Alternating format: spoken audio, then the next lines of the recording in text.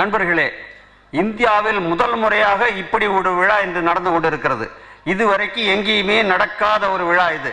அப்படி என்ன, இதுல என்ன புதுமை?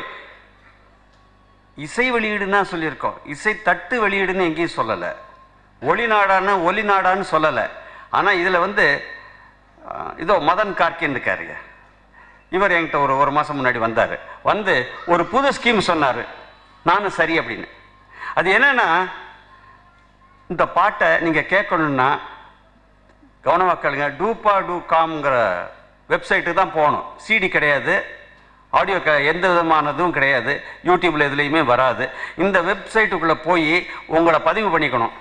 பதிவு பண்ணிக்கினதுக்கப்புறம் நீங்கள் கேட்குற ஒவ்வொரு பாட்டுக்கும் உங்களுக்கு நாங்கள் பணம் தருவோம். ஆமாம், அது எப்படின்னு கேட்குறீங்களா? இதில் ரிஜிஸ்டர் பண்ணிக்கின்னு பாட்டை கேட்க போகிறதுக்கு முன்னாடி உங்களுக்குள்ள வாலெட், அதாவது மணி பர்ஸ் மாதிரி ஒன்று ஓப்பன் ஆகிக்கும். நீங்கள் ஒவ்வொரு இடம் பாட்டு கேட்கலையும் அதுக்குள்ள ஒரு காசு விழுகும். இதை டவுன்லோட் பண்ண முடியாது, ஆனால் அப்படியே கேட்கலாம் ஸ்ட்ரீமிங் ஆடியோவில். 2G 3G எல்லாத்துலேயும் ஒர்க் பண்ணும். அந்த ஒரு சைஸபிள் அமௌண்ட் அந்த காயின் கலெக்ட் ஆன உடனே அது அப்படியே பேடிஎம் மூலமாக, பேடிஎம் ரொம்ப பேர் தெரிஞ்சிருக்கும், கிரெடிட் கார்டு மாதிரி, அது பேடிஎம் மூலமாக உலகத்தில் உள்ள எந்த பொருளையும் நீங்கள் வாங்கலாம். உங்கள் மொபைல் ஃபோனை ரீசார்ஜ் பண்ணிக்கலாம். இளைஞர்கள் வீட்டில் யார்ட்டையும் தொங்க வேண்டாம், ஃபோனை ரீசார்ஜ் பண்ணுறதுக்கு எங்கள் பாட்டை கேளுங்க, நீங்கள் ரீசார்ஜ் பண்ணலாம் ஃபோனை. இதுதான் இந்தியாவிலே முதல் முறையாக பாட்டு கேட்பதற்கு பணம் கொடுக்கும் கம்பெனி நாங்கள் தான். சரி, இது எப்படி கொடுக்குறாங்க? இவங்க என்ன அப்படி கோடிக்கணக்காக இந்த படத்தை எடுத்து சம்பாரிச்சுட்டாங்கன்னு தப்பா நினைச்சிடாதீங்க.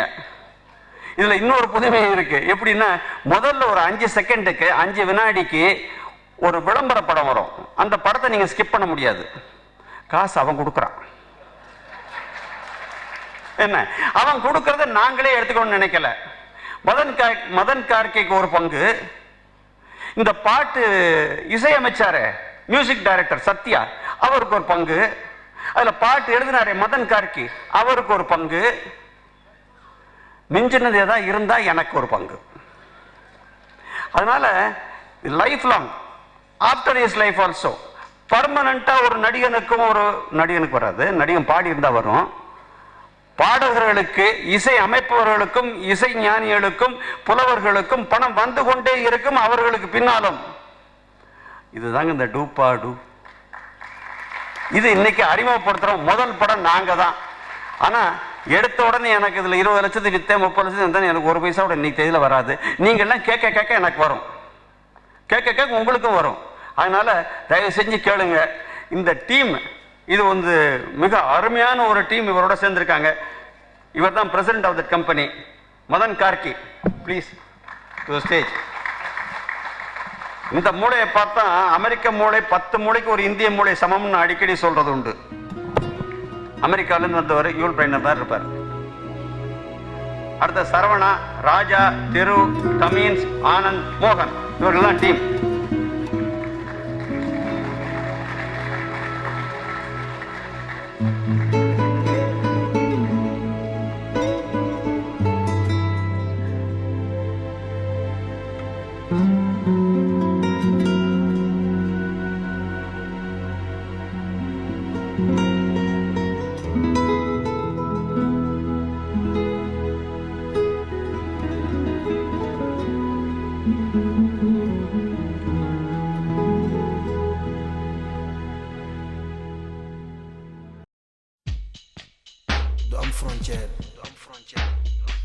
Tu comprends-toi qu'est-ce que l'amour?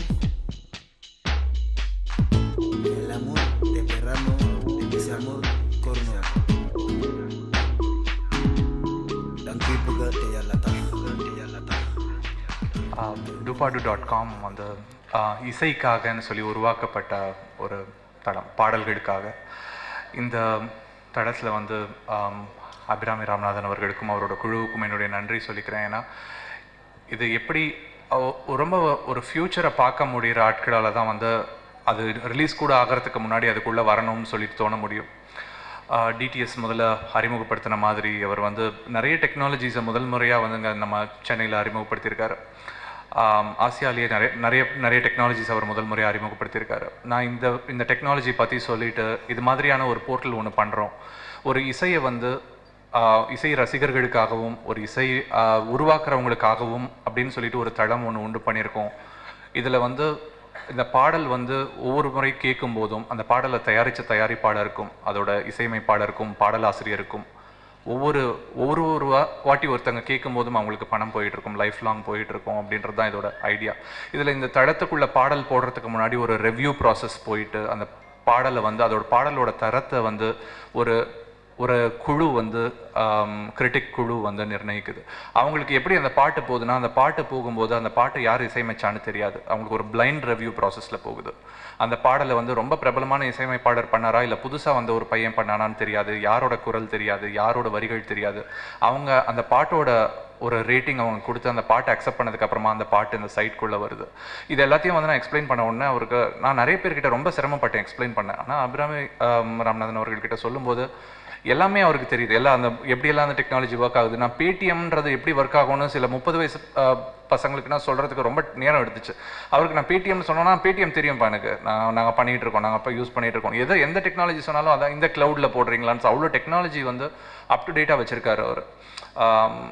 இதில் வந்து அவர் ஏற்கனவே இந்த படத்தோட இசையமைப்பாளருக்கும் இந்த படத்தில் வேலை பார்த்த பாடலாசிரியர்களுக்கும் அவர் வந்து அவங்களுக்கான ஊதியத்தை கொடுத்துருந்தாலும் இது மூலமாக வர பணம் கண்டிப்பாக அவங்களுக்கு போய் சேரணும்னு சொல்லிட்டு அவர் சொன்னார். ஸோ அதுக்காக அவருக்கு வந்து எல்லா இசையமைப்பாளர்கள் சார்பிலையும் பாடலாசிரியர்கள் சார்பிலையும் நன்றி தெரிவிச்சுக்கிறேன்.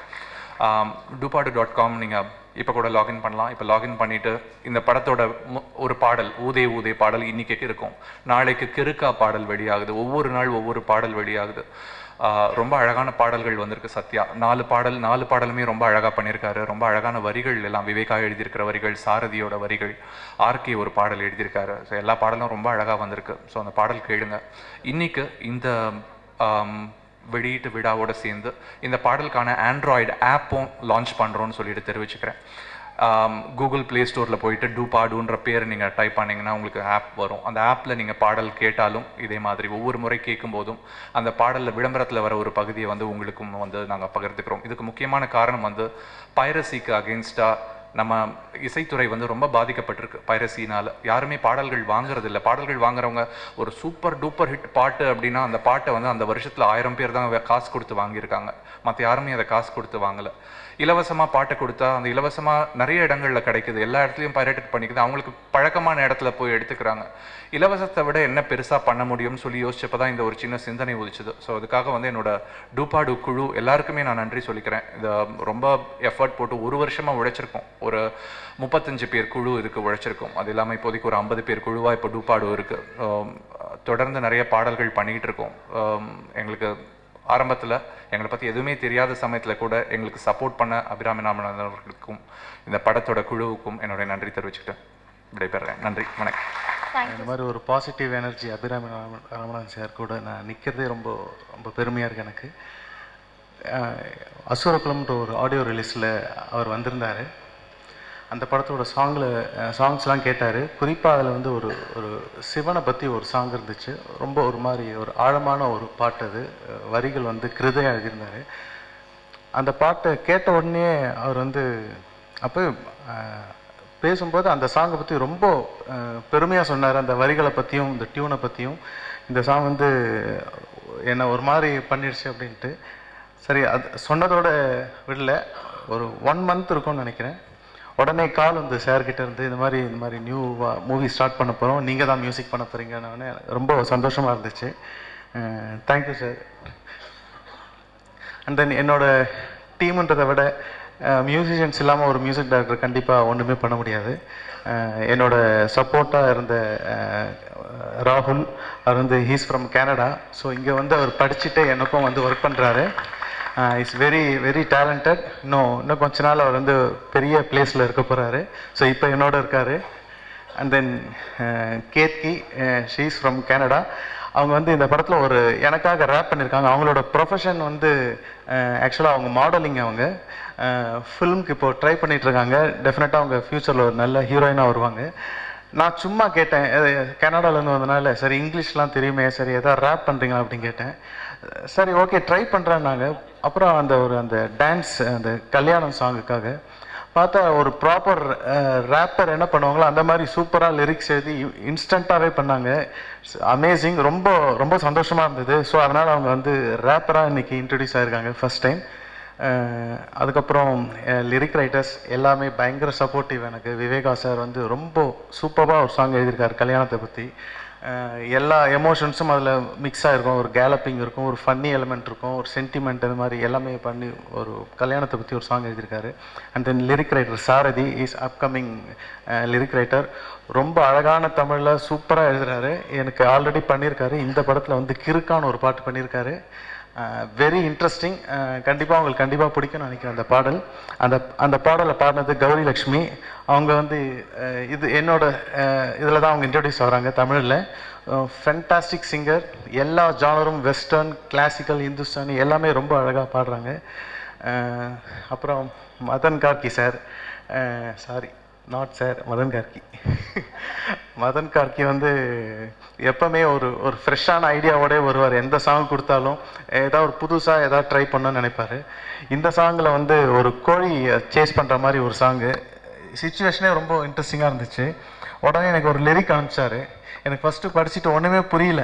எல்லாமே தமிழ் மாதிரியே இல்லை, ஒரு மாதிரி இருந்துச்சு, டிஃப்ரெண்ட்டாக இருந்துச்சு. அப்புறம் அவரே ஃபோன் பண்ணி கேட்டேன், சார் என்ன இது ஒன்றுமே புரியலையே அப்படின்னு. அதுக்கப்புறம் சொன்னார், ராவெல்லாம் ஸ்கிப் பண்ணிவிட்டு தாவா போட்டு ஒரு பாட்டு பண்ணியிருக்கேன் அப்படின்ட்டு. அதுக்கப்புறம் அது புரிஞ்சப்பறம் எனக்கு ரொம்ப இன்ட்ரெஸ்டிங்காக இருந்துச்சு. ஆனால் சவுண்டிங்காக வந்து ரொம்ப சூப்பராக இருந்துச்சு. அந்த சாங்கோட ஸ்பெஷலே வந்து மதன் கார்கியோட லிரிக்ஸ் தான் நான் கண்டிப்பாக சொல்லுவேன். இந்த சாங்கில் இன்னொரு ஸ்பெஷாலிட்டி வந்து இந்த பாட்டு வந்து ஃபுல்லாகவே சில்ட்ரன்ஸ் மட்டுமே பாடி பியானோ வாசித்தது, கிட்டார் வாசித்தது, ஃப்ளூட், வயலின் எல்லாமே வந்து சில்ட்ரன்ஸ்னால் உருவாக்கப்பட்ட ஒரு பாட்டு. கண்டிப்பாக அது வந்து எல்லாரும் ஹார்ட்டை டச் பண்ணணும்னு நினைக்கிறேன் டெஃபினட்டாக. அதில் இன்னொரு விஷயம் வந்து என்னோடய பொண்ணு வந்து இதில் வந்து ஃபஸ்ட்டு சிங்கராக அறிமுகம் ஆகிறாங்க. ஸோ உங்களோட பிளெஸ்ஸிங்ஸோடு அவங்க இதில் அறிமுகம் ஆகிறாங்க. இதில் பாடின பசங்க வந்து கோரஸ் மட்டும் இல்லை, எல்லாமே இண்டிவிஜுவலாக பாடுற வெரி டேலண்டட் பர்சன்ஸ்.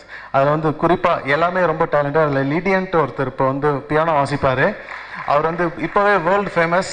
அவருக்காக வெயிட் பண்ணோம். அந்த மாதிரி பம்பிள் பீன்னு ஒரு பீஸ் இருக்குது. இது வந்து வேர்ல்டு ரெக்கார்டில் வந்து 57 செகண்ட்ஸில் வந்து கொரியாவில் ஒரு சில்ட்ரன் வாசித்து அந்த வேர்ல்டு ரெக்கார்ட் பண்ணியிருக்காரு.